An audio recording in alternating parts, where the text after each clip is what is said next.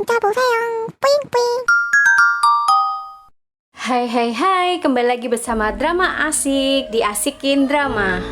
Sebelum lanjut jangan lupa subscribe, like, dan tekan lonceng.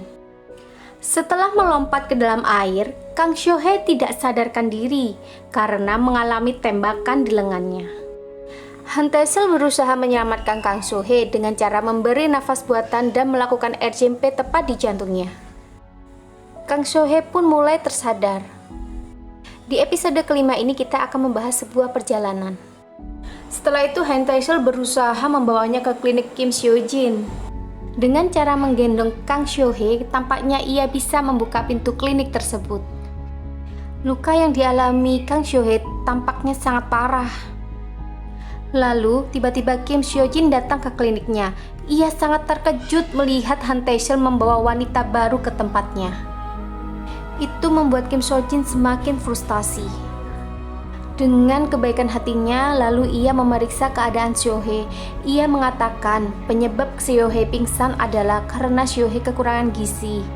Syo-hye pun mulai mendapatkan perawatan dari Kim Seo-jin. Ia juga meminta penjelasan tentang Kang Syo-hye kepada Tae-seol. Han Tae-seol pun menjelaskan bahwa Kang Syo-hye datang dari masa depan. Kang Seo-jin pun tidak mempercayainya karena itu tidak masuk akal. Han Tae-seol pun meminjam kartu ATM Kang Seo-jin karena ia kehilangan dompet saat ia jatuh ke dalam air. Wah, asik sekali jadi babang ini ya. Keesokan harinya, Kang Syo-hye pun tersadar saat ia membuka mata tanpa Han Tae-seol menunggu di sampingnya. Saat kesadarannya sudah penuh, Tae-seol memberikan barang-barang dan membelikan baju, makanan, serta suplemen untuk Syo-hye. Tampak sekali Syo-hye makan dengan begitu lahap. Saat Syo-hye sedang enak-enaknya makan, Tae-seol memberikan berbagai pertanyaan. Pertanyaan itu menceritakan tentang sebuah peristiwa. Akan ada sebuah bom besar yang terjadi di Korea yang akan membunuh banyak orang. Jawaban itu cukup menjawab pertanyaan Han Tae-seol. Lalu, mereka keluar untuk mengambil uang di ATM. Ia mengatakan kepada Kang Syo-hye untuk menjalani kehidupan masing-masing. Alasannya sih karena Han Tae-seol selalu dikelilingi oleh pembunuh. Ia tidak ingin Syo-hye terlibat dalam misi penyelamatan kakaknya. Ia pun memberikan banyak uang kepada Syo-hye, tapi Syo-hye menolak dan ia pergi meninggalkan Han Tae-seol sendiri. Dari raut mukanya ini, Han Tae-seol tampak sedih ya. Sementara itu, di tempat biro kontrol, Jun Yen-gi yang hidup di masa kini dikurung dalam ruangan. Dan ia pula dibawa berkeliling ke tempat imigran ilegal dikurung. Ruangan itu sangat mengerikan. Hwang Yoon-seung, pemimpin dari biro kontrol ini mengajak Yoon-gi untuk bergabung ke dalam biro kontrol. Hwang Yoon-seung mengatakan Syo-hye telah menembak ibunya sampai tewas, sehingga membuat Yoon-gi marah dan menerima tawaran untuk bergabung dengan biro kontrol. Waduh, ternyata licik sekali bapak ini ya.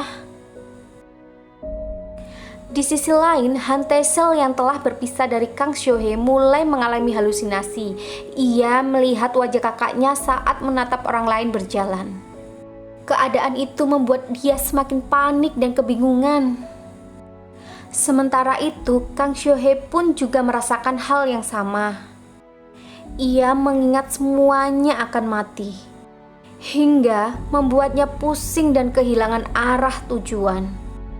Lalu Han Tae-seol pun datang memberi sebuah kesepakatan untuk kembali bersama. Dengan beribu alasan, Han Tae-seol pun meminta Syo-hye untuk kembali. Ia meminta Syo-hye untuk bersamanya menyelamatkan kakaknya yang hilang. Dengan senang hati, Syo-hye pun siap membantu Han Tae-seol. Mereka kini sangat akrab. Mereka pergi ke sauna untuk menenangkan diri. Sepertinya Syo-hye sangat senang. Di sana, mereka memesan makanan sesuai dengan selera mereka masing-masing. Tampaknya sangat enak sekali ya masakan-masakan Korea ini. Masakan tersebut membuat Seo-hye tampak kagum. Rasanya sangat enak, itu yang ia ucapkan. Han Tae-seol pun memberi sebuah HP untuk Seo-hye. Ia meminta Seo-hye untuk tidak menerima telepon dari siapapun kecuali dari dirinya. Ia pun memberikan sebuah diary yang sama kepada Seo-hye. Seo-hye pun menjadi semakin senang dan dia bergumam, ternyata diary itu Tae-san-lah yang memberikannya.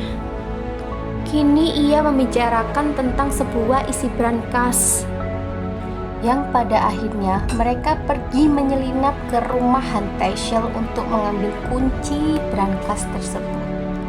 Sedangkan isi dari brankas tersebut adalah dokumen penelusuran mesin waktu di masa depan. Itu membuat Seo-hye kaget tidak kepalang karena Tae-san menaruh kunci tersebut sembarangan. Namun tiba-tiba petugas kepolisian datang dan memeriksa rumah tersebut karena alarm keamanan yang tiba-tiba mati. Di dalam lemari mereka berdua bersembunyi. Tampak teman Tae-seol ini pura-pura tidak tahu, guys. Apa yang sebenarnya dia rencanakan? Baik atau buruk? Saya juga jadi penasaran nih.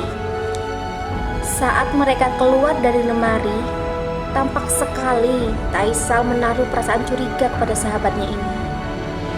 Terlepas dari penjagaan tersebut, nampak Seo-hye dan Tae-seol sama-sama tidak bisa tidur karena terbenam dengan pikiran masing-masing.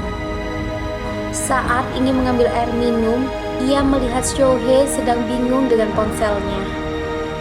Ia pun mulai mendekati Seo-hye. Dengan membawa sebotol minuman, ia mulai menghiburnya. Malam ini pun mereka habiskan dengan saling berbincang satu sama lain. Mereka pun saling bercerita rencana indah apa yang akan mereka lakukan nanti. Cerita demi cerita mereka tuangkan, hingga terbentuk suatu canda tawa di antara mereka. Dan pada akhirnya, rasa kantuk yang mendalam menyerang Seo-hye. Seo-hye pun tertidur di pundak Tae-seol. Jelas, itu membuat Tae-seol terdiam. Dan terlihat jelas di wajah Tae-seol jika kini ia memiliki perasaan sayang kepada Seo-hye. Tae-seol tampak menikmati malam tersebut. Ia pun berusaha membuat dirinya semakin nyaman. Di tempat biru kontrol, nampak Yoon-gi dibekali dengan senjata laras panjang untuk menjadi penembak jitu dalam misi penangkapan Seo-hye. Apakah mereka mampu menghindari Yoon-gi? Saksikan terus review Sissy Put the Myths hanya di Drama Asik. Terima kasih.